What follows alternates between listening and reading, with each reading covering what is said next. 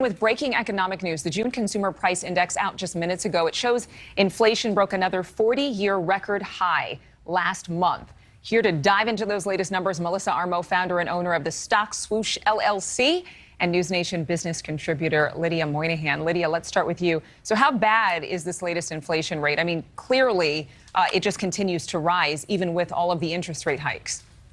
Yeah, and this is even worse than the record hot inflation that we were expecting. I mean, this is up 5.9% more from a year ago, 1.3% higher than just last month.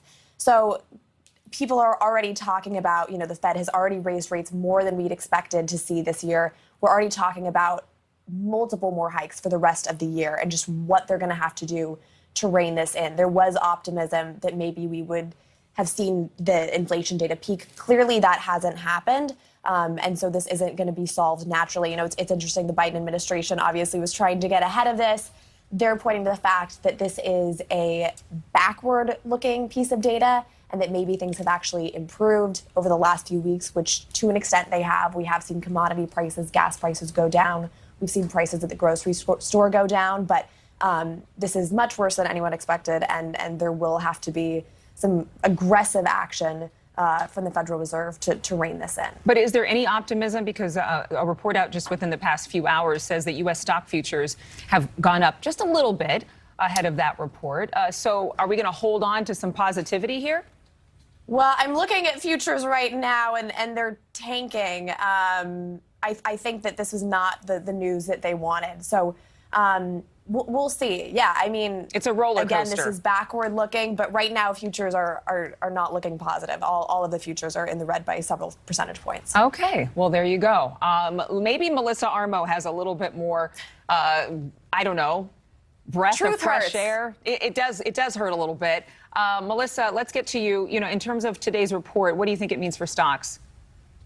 Well, stocks are tanking right now, just like the reporter said. And unfortunately, the market could sell off today, and we could break another very critical level in the market. We've seen nothing but selling since the beginning of the year. This number is an important number for consumers because it measures the prices of consumer goods over each month. So it's really over the last month. Yes, gas and a few other things have come down, but only by pennies. They're still up from where we were 6 months ago or even 12 months ago.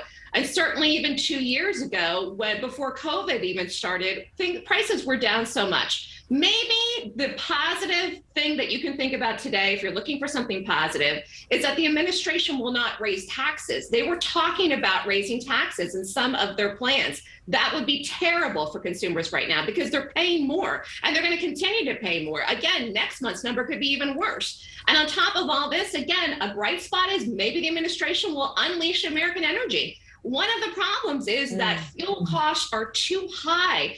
Diesel is too high. Everything that you buy gets to you in a truck. So again, diesel fuel is very expensive. And again, regular gas for American people. So all the things we buy are higher and higher. And even though people are making more money, yes, that's true, it's not covering the cost of inflation, which is really running at record paces. I mean, this is 41 years. 1981 was the last time we've seen this type of number. That's a long time ago. Some people aren't even alive that have seen these numbers that are working, like 30-year-olds. I mean, they never saw prices like this. Yeah, and you mentioned gas prices and whether we're actually going to become more energy independent. But short of a miracle, we would have to have Congress actually agree to that in light of this very, very climate-friendly Congress. But are we at risk of a recession? Definitely after seeing this kind of report, and as you're forecasting, expected to see a worse report next month.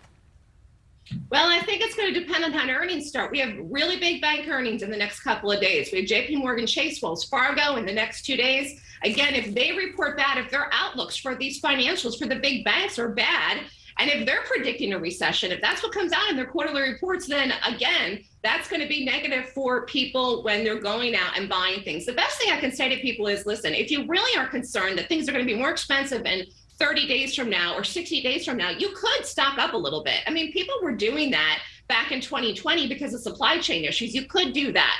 And at the end of the day, I think people really just need to work hard, make sure they have secure employment, make sure they have some type of savings in the bank, And, it's okay to put something on the credit card every once in a while, even though people don't like to do that. If that helps you out, not be stressed where you're living paycheck to paycheck right now till things improve, then you got to do what you can do, because it's so stressful for people right now to go and pay for things when they see the prices of their grocery bills have gone up sometimes 20-30%.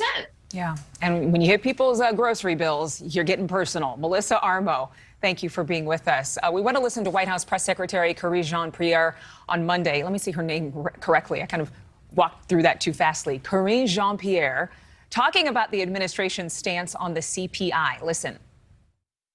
Gas and food prices continue to be heavily impacted by the war in Ukraine. And there are a few important points to keep in mind when we get this backwards-looking data.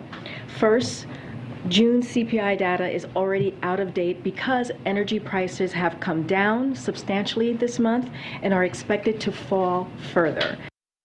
Now, Nick is at our NewsNation Smart Board to actually show us if the White House is correct with this statement. Well, they're not wrong, but they're not 100% correct. It's just about context. Absolutely. Clearly, data that we get every month is a month old, every single time. Every single time. But, Yeah. AB, it seems like this is being probably focused on a little bit more because some people are seeing prices down at the pump, but they're like, wait a minute, I'm not really seeing this in my wallet. So that's what we really wanted to break down. They're not wrong, but what they're calling the numbers that we're seeing right now, they're saying that they're old or out of date or they're backwards. But according to the Bureau of Labor Statistics, the Consumer Price Index is divided into 3 pricing periods, one for every 10 days. So what you're seeing drop today, that number, is not the number that's reflected from what we see this morning. That's because we do have data that we can actually look at from the last 2 days of June. It shows us that even if we take the most recent data factored into the CPI, it's 2 weeks old. That's why the White House would like you to focus on gas prices, because they're saying, well, hey,